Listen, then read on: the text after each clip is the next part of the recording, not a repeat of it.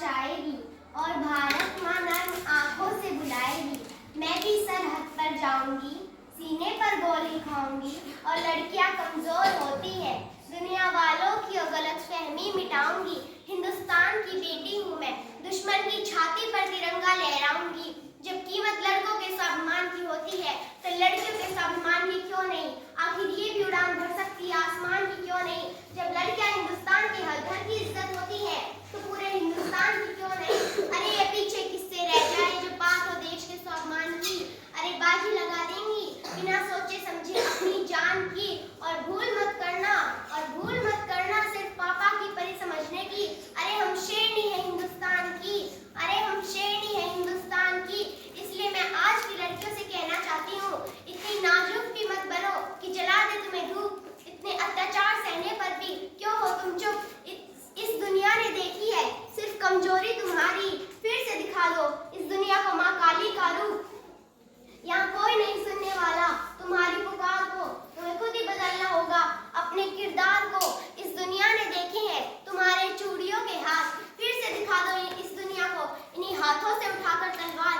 हमारी काबिलियत पर करता कोई गौर नहीं, हम लड़की है पर कमजोर नहीं। Very good.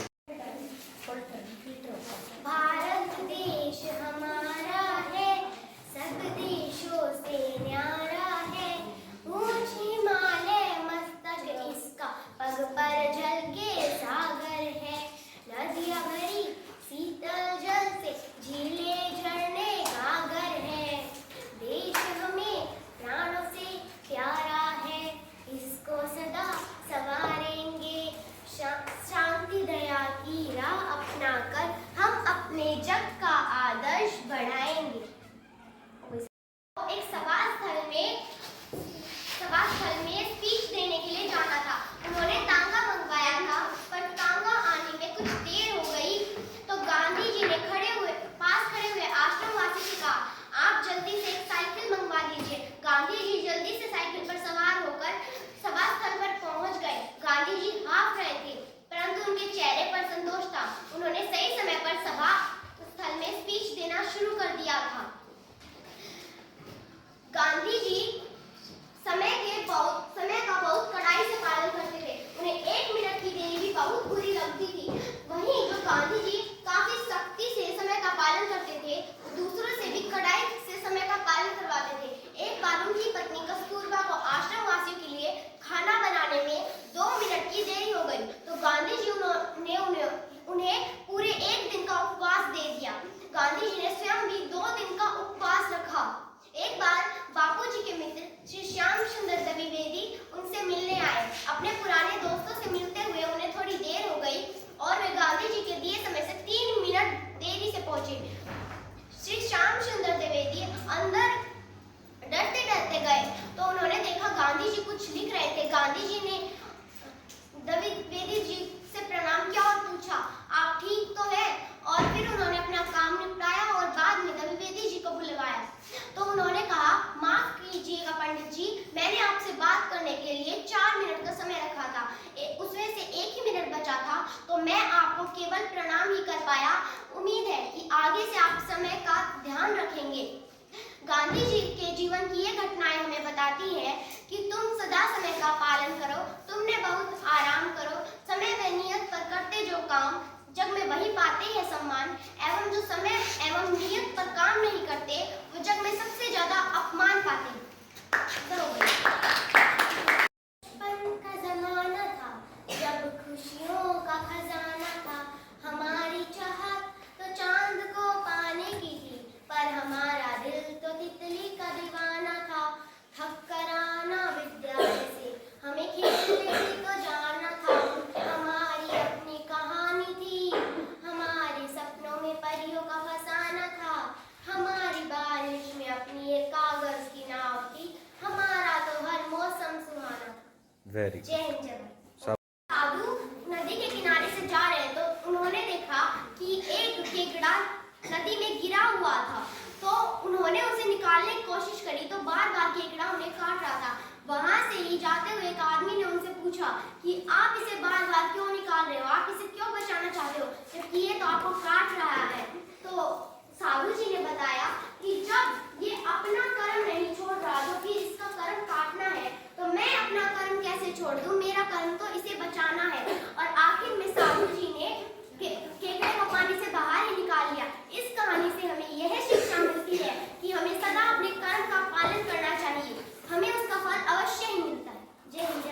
क्लैपिंग करो।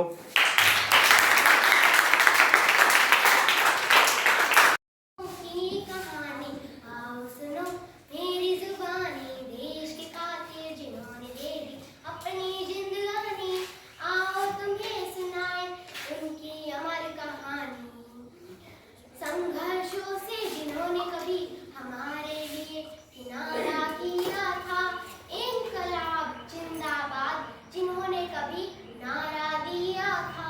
वंदे मातरम दे गए अपनी जान की कुर्बानी।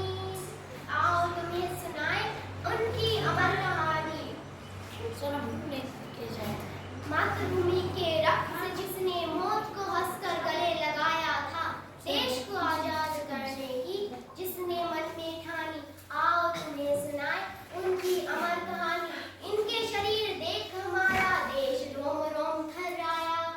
इनके शरीर देख हमारा देश रोम रोम थर्राया। भारत माँ के वीर शहीदों ने भारत का मान बढ़ाया। जय हिंद जय भारत। मैं ऋषभ कक्षा 6ठी का छात्र मैं अपने प्यारे दोस्तों के सामने एक कहानी सुनाना चाहता हूँ। एक बार एक नदी के पास में एक केकड़ा था। वो अपने पंजों के निशान नदी के पास में छाप रहा था। तभी न एक लहर आकर उसके निशानों को बहा कर ले गई। वह केकड़ा बहुत दुखी हुआ कि लहर मेरी दोस्त है, फिर भी उसने मेरे पंजों के निशानों को बहा दिया। फिर उसने बोला कि ये लहर, मैं तो तुम्हें अपना दोस्त समझ रहा था, परंतु तुमने तो मेरे बनाए हुए पंजों के निशानों को मिटा दिया, तो मैं इसी बात से तुम्हारा नाराज हूँ। फिर लहर कहती है, केकड़े तुम मेरे सच में दोस्त हो और मैं भी तुमसे प्यार करती हूँ। मैं वो देखो वहाँ पर शिकारी तुम्हारे पंजों के निशान को देख कर ही तुम्हें पकड़ रहे हैं, इसलिए मैं तुम्हारे पंजे के निशानों को बहा कर लेके जा रही हूँ, जिससे तुम पकड़े ना जाओ। इससे हमें यह शिक्षक मिलता है कि हमें दूसरों की कदर करनी सीखनी चाहिए और हम उसे सही वक्त आने से पहले उसे छोड़ देते हैं। Thank you. शाबाश। एवं सम्मान किए गए हमारे फिजिक्स के टीचर रवि जांगड़ा एवं मेरे प्यारे साथियों, मैं तान्या आज आपको एक कहानी सुनाना चाहती हूँ। एक बार एक लड़का जिसका नाम राहुल था, वो अपने कमरे में सो रहा था। पास ही उसकी घड़ी में दो सुइयां आपस में टकराई।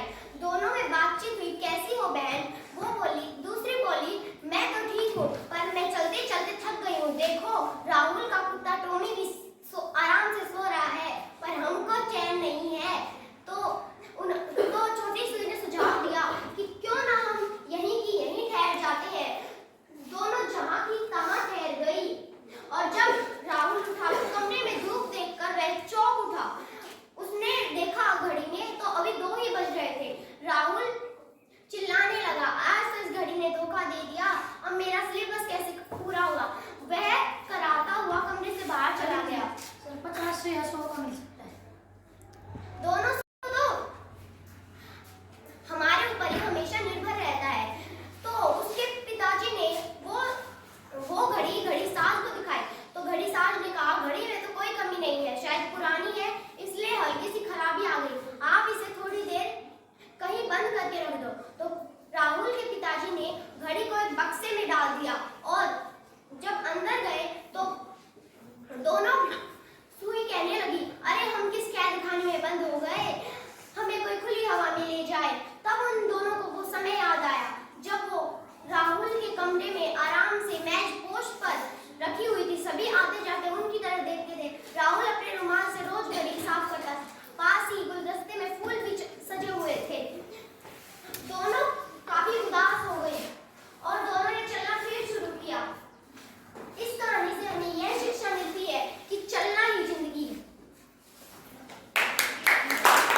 सम्मान किया गया हमारे फिजिक्स के टीचर रवि जांगड़ा एवं मेरे प्यारे साथियों, मैं आज आपको रानी लक्ष्मीबाई के जीवन के बारे में कुछ बताना चाहती हूँ। रानी लक्ष्मीबाई के बचपन का नाम मन्नू एवं छबीली था, लेकिन जब उनकी शादी हुई थी तो उनका नाम मणिकर्णिका रखा गया था।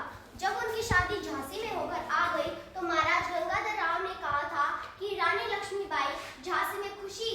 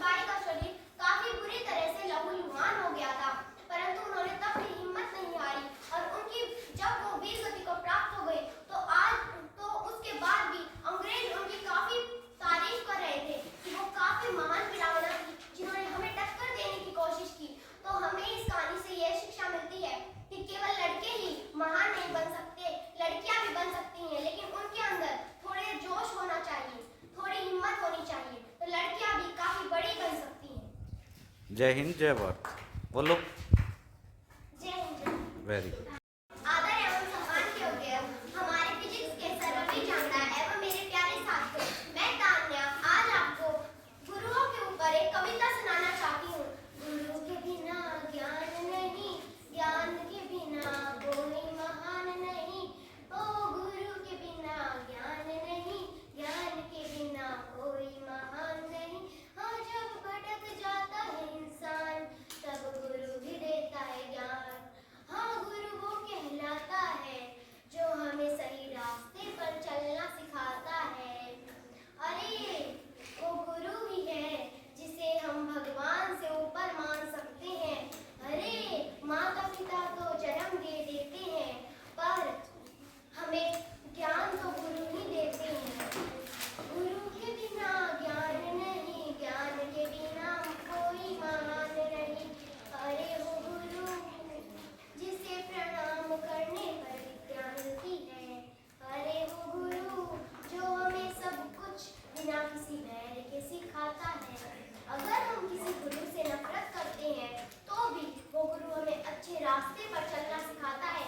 अरे वो गुरु नहीं जो किसी बच्चे से बैर कर बैठे कि उसने मेरी बेइज्जती की तो मैं उसे कभी विद्या नहीं सिखाऊंगा।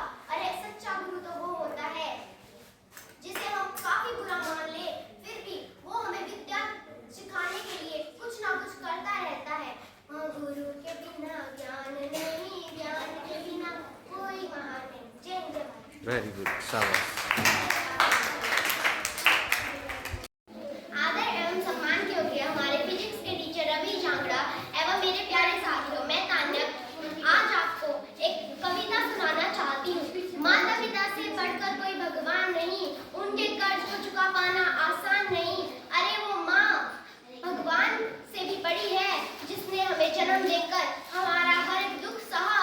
अरे जब हमारी आंखों से आंसू निकल जाए तो उसकी जान निकल जाती है। अरे वो पिता से बढ़कर कोई भगवान नहीं जिसने हमारे लिए रातों में भी सर्दी सही। अरे हम बिस्तर में लेटते हैं तब भी हमें लगती है सर्दी, पर वो पिता हमारे लिए भगवान से भी ऊपर है जो हमारे लिए रातों में भीग जाते हैं। अरे उसे कभी सर्दी नहीं लगी, अरे उसे कभी गर्मी नहीं लगी। वो तो हमारे लिए कमाने के लिए हर दुख सहते रहे।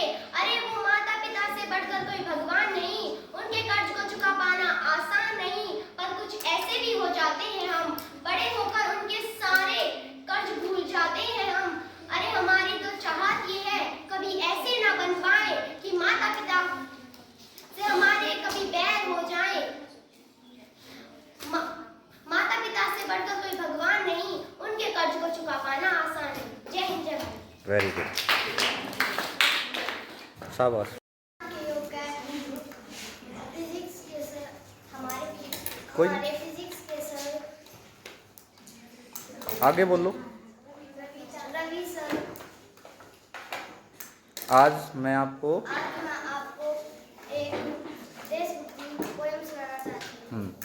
तीन रंग का अपना झंडा तिरंगा है कहलाए, भारत की है शान तिरंगा लहर लहर लहराए। संतरी रंग ताकत को फैलाए, सफेद रंग शांति फैलाए, हरा रंग हरियाली लाए, बड़ी शान से यह लहराए। Thank you and very good, शाबाश।